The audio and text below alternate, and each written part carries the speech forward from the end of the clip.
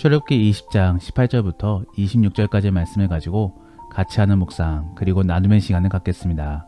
먼저 본문 말씀부터 같이 들어보겠습니다.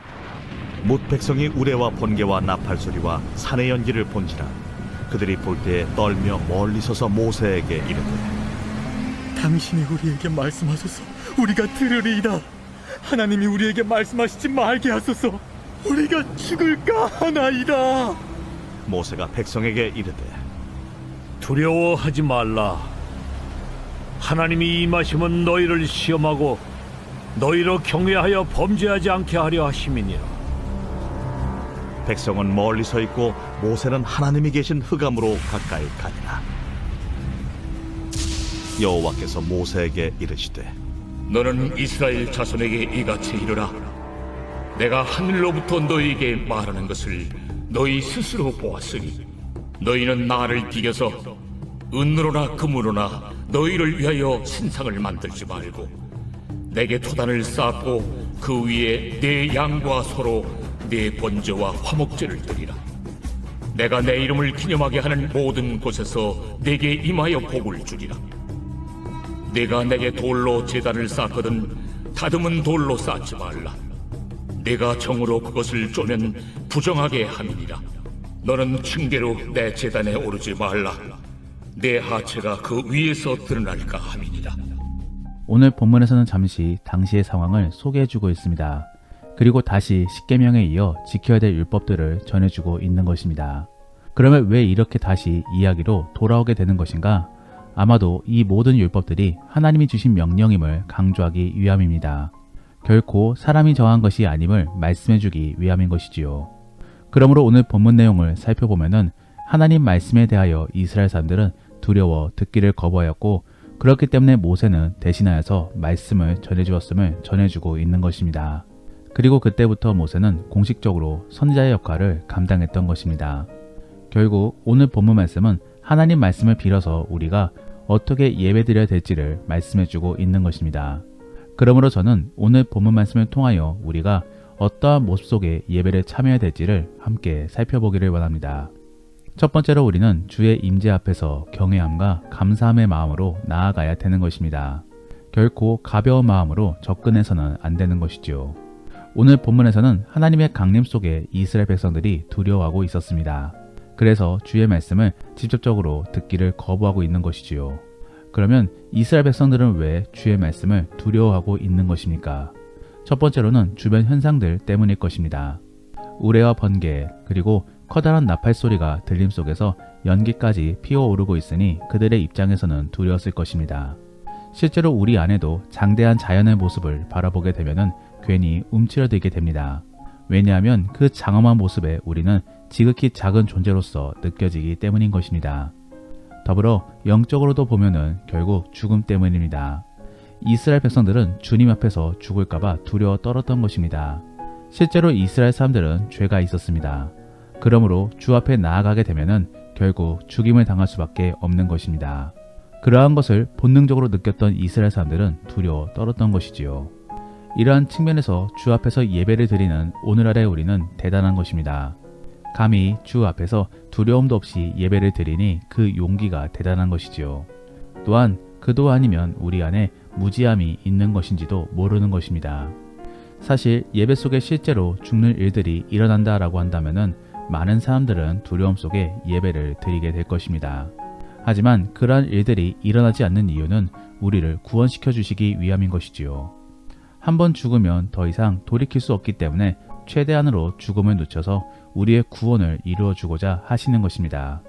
그리고 그러한 내용이 바로 베드로 후서 3장 9절 말씀인 것입니다.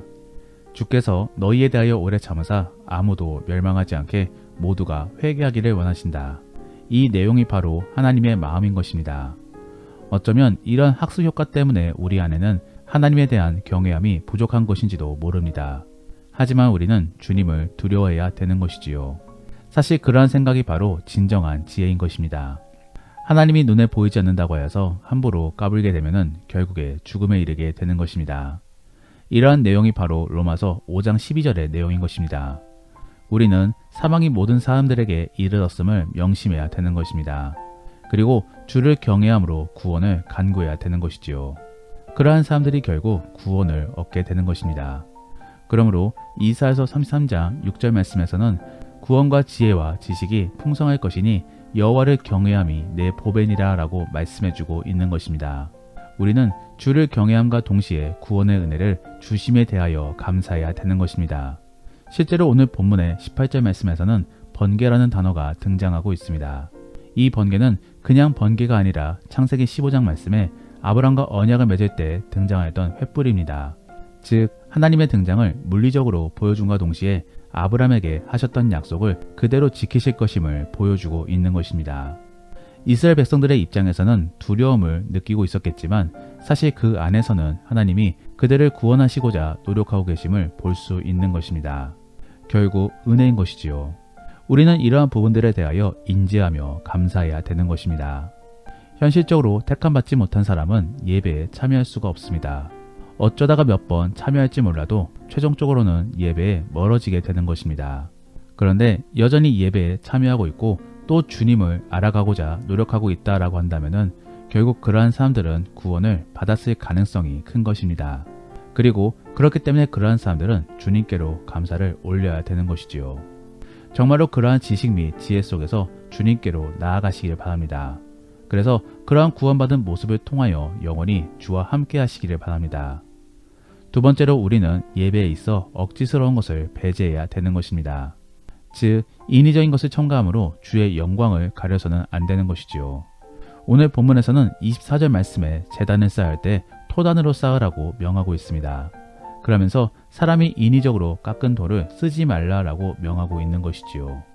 여기서의 토단은 그냥 순수한 흙을 의미합니다. 즉 제단을 만들 때 그냥 흙을 모아서 만들라라고 명하고 있는 것이지요. 그러므로 사실 엘리사 때에 나아만 장군이 아람으로 돌아갈 때 이스라엘 흙을 가져간 배경이 여기에 있는 것입니다. 그만큼 제단을 쌓을 때는 인위적인 것을 배제해야 되는 것이지요. 그러면 오늘날에 있어 인위적인 것은 무엇이 있겠습니까? 한 가지 예로 찬양을 드릴 때 인위적으로 음악을 사용하여서 마음을 열려고 해서는 안 되는 것입니다. 그냥 하나님의 역사하심을 통하여 마음이 열려야 되는 것이지요. 더불어 교회 안에서도 사역이나 행사를 할 때 인위적으로 만들어서는 안 되는 것입니다. 그저 자연스러운 흐름 속에서 일이 일어나야 되는 것이지요. 억지스럽게 행사나 사역을 만들어 예배를 화려하게 만들 필요는 없는 것입니다. 어쩌면 그러한 이면 속에 우리는 우리를 드러내기 위하여 억지스럽게 행사나 사역을 끼워 놓는 것인지도 모르는 것입니다. 그러한 부분들 속에 우리는 분별해야 되는 것이지요. 정말로 주가 원하심으로 우리가 그러한 일들을 만들어가고 있는 것인지 아니면 자기를 드러내고 싶거나 혹은 인본주의적 사상에서 가미하고 싶은 것인지를 분별해야 되는 것입니다. 그러므로 사랑하는 성도 여러분, 예배를 준비함에 있어 기도하시고 또 많은 소통을 통하여 준비하시기를 바랍니다. 그러면 주가 주시는 지혜로 분별할 수 있을 것이고 성령 받은 자들의 조언을 통하여 더욱더 명확해질 수 있을 것입니다. 그러한 고민 및 분별 속에서 주가 원하시는 것을 찾아가시기를 바랍니다. 마지막으로 우리는 예배를 참여함에 있어 거룩을 추구해야 되는 것입니다. 즉 세상 관습 및 우리를 위하여 예배를 드려서는 안 되는 것입니다. 오늘 본문의 26절 말씀에서는 특이한 내용이 하나 등장하고 있습니다.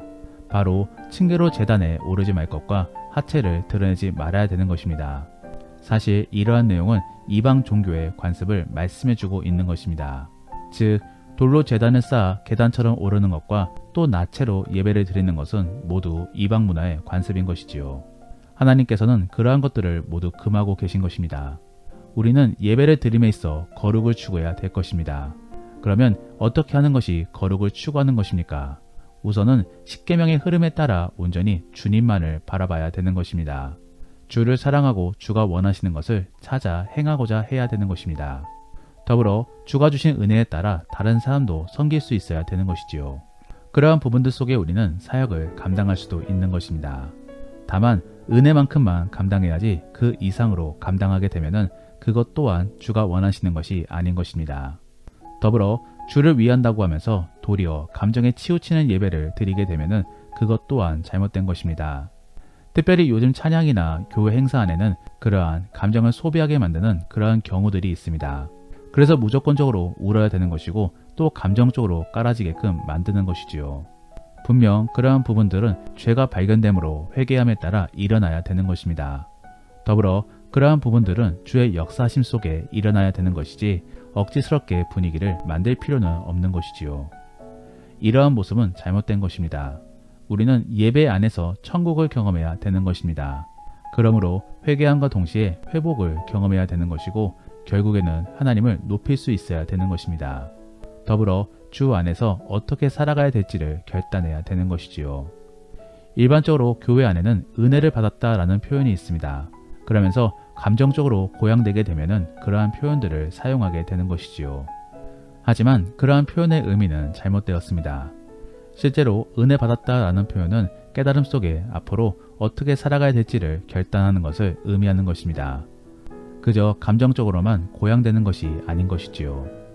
우리는 이러한 은혜를 받아야 되는 것입니다. 그리고 그러한 예배를 드려야 되는 것이지요. 그러므로 온전히 주 앞에서 감사와 결단이 이루어져야 되는 것입니다.